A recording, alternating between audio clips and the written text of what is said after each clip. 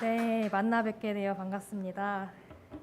오늘 새사랑교회에서 초대해 주셨다고 목사님께 말씀드리니까 그러냐? 흔쾌히 갔다 와라. 그래가지고 기쁜 마음으로 왔습니다. 먼저 제 소개를 간략하게 드리겠습니다. 저는 뭘 하고 살까 고민을 이래저래 많이 하다가 기후위기 시대에 신앙은 무슨 의미일까? 신앙인으로 기후위기 시대를 어떻게 살아가야 할까에 대한 고민이 도저히 마음속을 떠나지 않아서 그걸 업으로 삼아서 활동하고 있습니다. 학부와 대학원에서 신학을 공부했고요. 기후위기 시대를 살아가는 소수자의 삶의 자리에 대한 고민을 안고 생태 여성 신학으로 석사를 했습니다. 그리고 대학 다닐 때부터 기독교 환경운동연대와 인연이 돼서 지금은 기독교 환경운동연대에서 일을 하고 있습니다. 박창규 목사님께서는 저희 기독교 환경운동연대 집행위원으로 섬겨주시고 계시고요. 늘 큰 힘이 되어주고 계십니다. 또 새사랑교회는 녹색교회죠. 올해 초 2월에는 그린 엑소더스 릴레이 기도회를 드리며 기후위기 대응을 교회의 중요한 시대적 사명으로 받아들이는 또 다른 한 걸음을 내디디셨다고 알고 있습니다. 제가 사실 이렇게 주일 대예배에 다른 교회에서 초청을 해주셔서 이렇게 서는 거는 처음입니다. 네, 처음인데 참 이 예배에 함께 하면서 이 환경주의를 온 교우분들이 참 정성껏 마음 모아서 준비해 주셨다라는 거를 예배 처음부터 교회 입구 들어오면서부터 선물 하나하나 여기죠? 네, 저도 헷갈리네요. 네, 이런 거 하나하나에 정말 제가 오히려 더 창조 세계를 회복하는 그 길에 더 큰 힘을 내서 가야겠다라는 힘을 받으며 또 이 말씀을 시작하게 되는 것 같습니다. 이렇게 환경주의를 맞아서 교우분들과 만나 뵙고 말씀을 나누게 되어서 정말 감사하고 기쁩니다. 좀 서로를 축복하면서 이 시간을 열어가면 좋겠습니다. 네, 녹색 은총을 받으셨습니다. 라고 앞뒤 좌우 옆분들과 인사 나누시면 좋겠습니다. 네, 녹색 은총을 받으셨습니다. 네, 녹색 은총을 모두 받으셨습니다. 저는 기후위기와 우리들의 신앙에 관한 이야기의 출발은 이러한 서로를 향한 진심 어린 축복에서 시작된다고 생각합니다. 창조 세계를 회복하는 사명으로 나아가기 위해서는 녹색 은총을 깊이 깨닫고 감사를 회복하는 것이 무엇보다도 중요하기 때문입니다. 우리는 해와 달과 지구의 움직임부터 시작해서 꽃과 벌과 나무, 수많은 동식물들이 살아 움직이는 생태 환경적 조건들에 힘입어 살아가고 있습니다. 하지만 바쁜 일상, 해야 할 일들에 쫓겨서 정작 우리가 생명을 빚지고 살아가고 있는 조건들을 알아채고 그들에 대한 고마운 마음을 품기가 참 쉽지 않습니다. 오늘 함께 본 시편 말씀에서 시인은 주님께서 지으신 이 땅과 바다에 수많은 생명이 충만함을 찬양하고 있습니다. 그리고 하나님께서 이 모든 생명들에게 주님의 영을 불어넣어 창조하시고 다시 새롭게 하심을 노래하고 있습니다.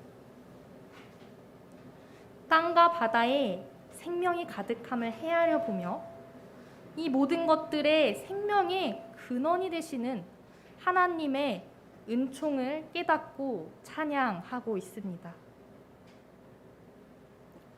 우리가 발 딛고 서 있는 바로 이곳, 지구는 경이로움 그 자체입니다. 오늘 시편 시인이 주님께서 손수 만드신 것이 어찌 이리도 많습니까? 라고 감탄했던 것처럼 지구에는 생명이 가득합니다. 지구에 살아가고 있는 생명이 몇 종인지 아시나요? 일단 저희 인간은 한 종이죠. 지구에는 우리 인간을 포함해서 무려 1,400만 종의 생물들이 살아가고 있다고 합니다. 종입니다. 그러면 얼마나 많은 생명들이 살아가고 있는 건지. 그 중에서도 인류가 밝혀낸 종은 170만 종 가량이고, 또 이 중에서도 인간과 직접적인 관계를 맺고 있는 종은 인류가 밝혀낸 중에 1%도 채 되지 않는다고 합니다. 지구는 이렇게 무궁무진한 생명들이 생동하는 곳입니다. 땅에는 푸르름이 펼쳐지고 바다에는 파도가 일렁이며 구름이 제각각의 모양대로 흘러가고 온 땅과 바다에 생명이 충만한 곳, 바로 우리가 살아가고 있는 지구입니다. 지구에 살아가고 있다는 것이 얼마나 큰 신비이며 경이로운 일인지 모르겠습니다. 오늘날 우리에게도 시편의 고백처럼 이 세계에 가득한 신비에 경탄하며 우리를 둘러싸고 우리가 삶을 유지할 수 있도록 하는 것들을 헤아리며 하나님의 은총을 깨달아 감사하는 마음이 있어야겠습니다.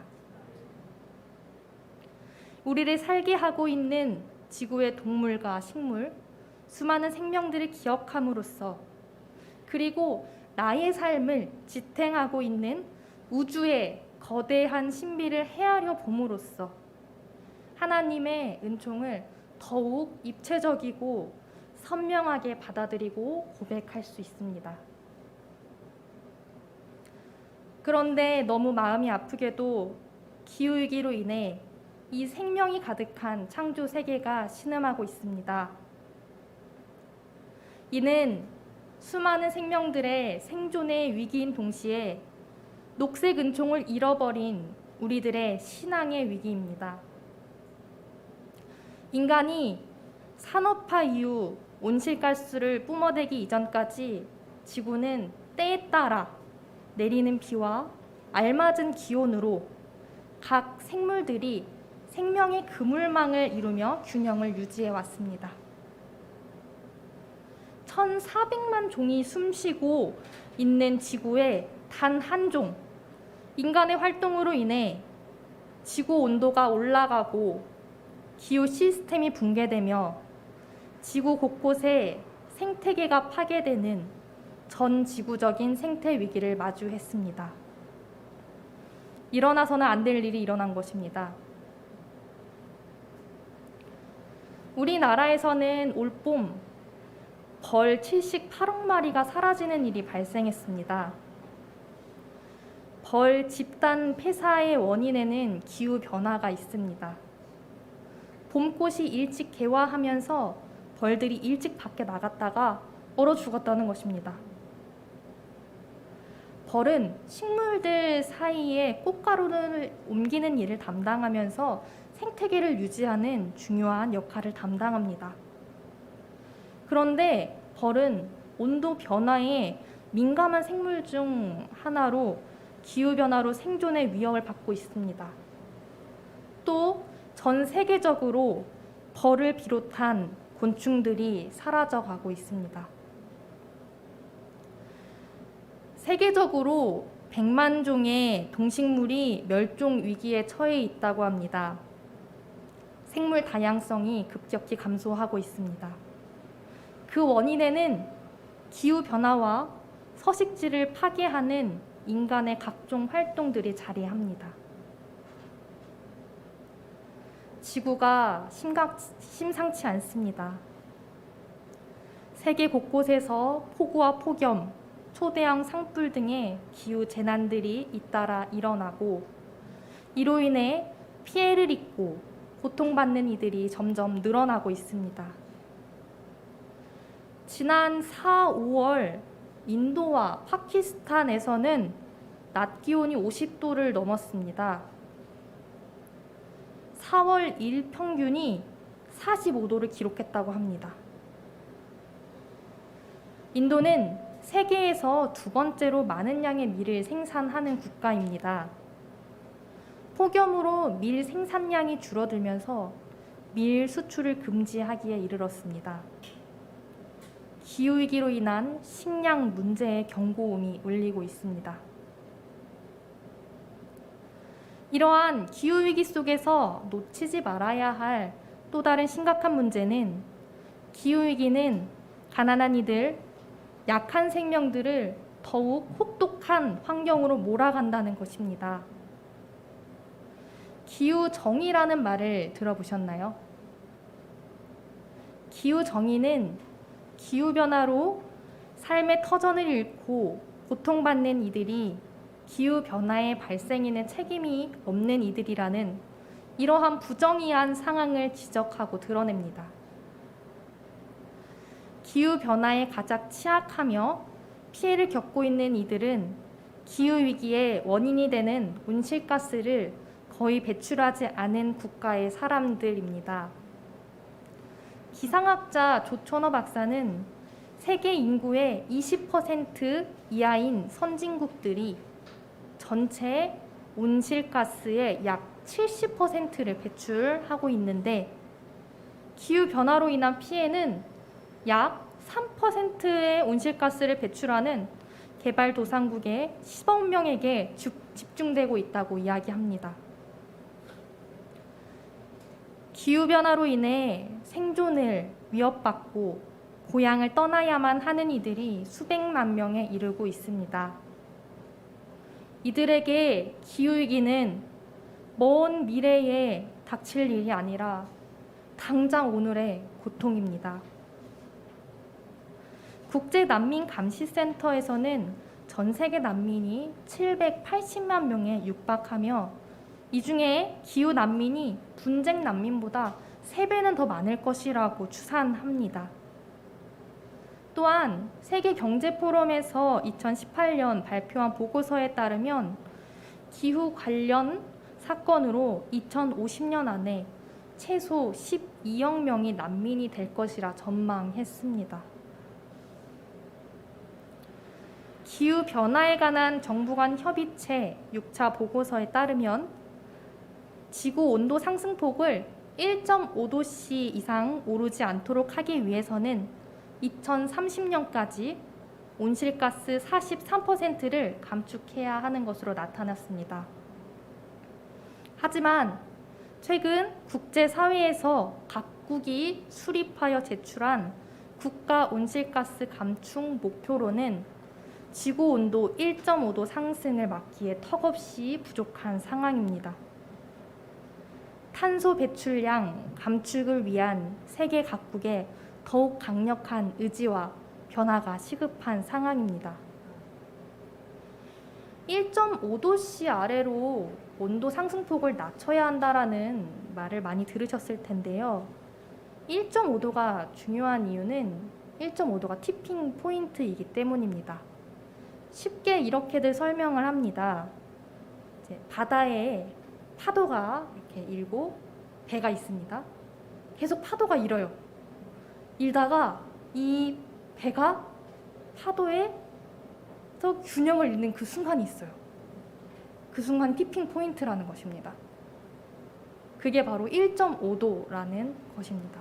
이 1.5도, 그 균형을 잃어버리는 그 순간을 지나면 그 이후는 어떻게 될지 그 상황을 걷잡을 수 없다는 이야기입니다.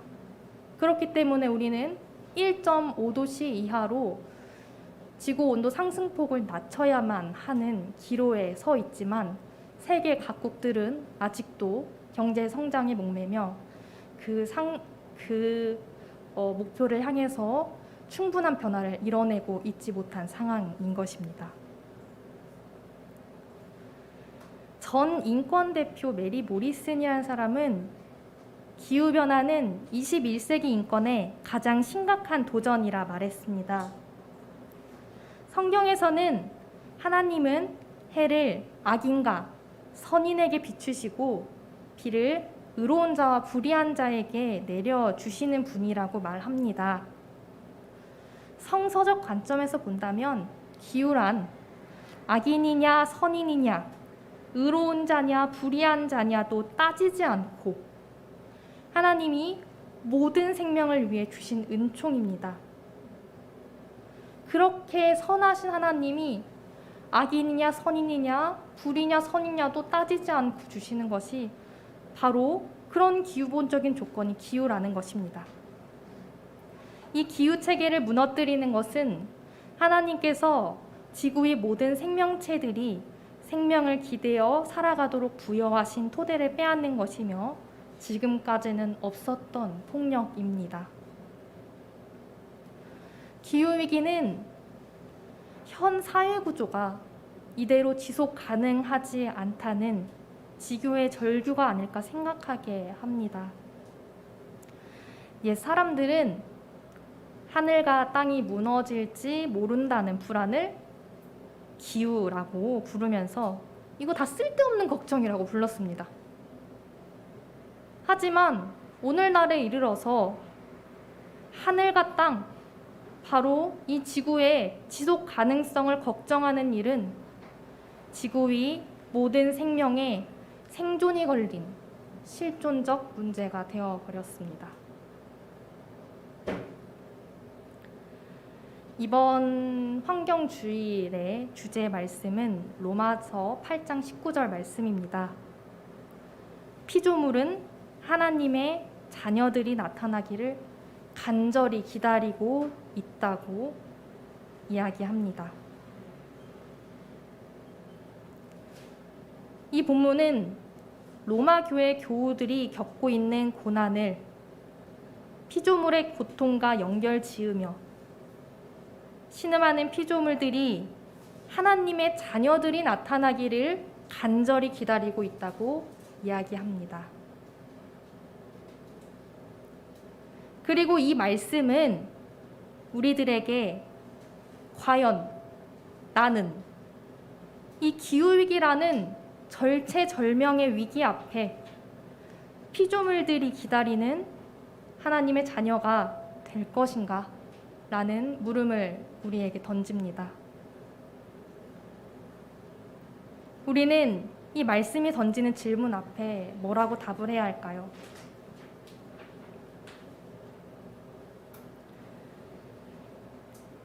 답은 하나죠.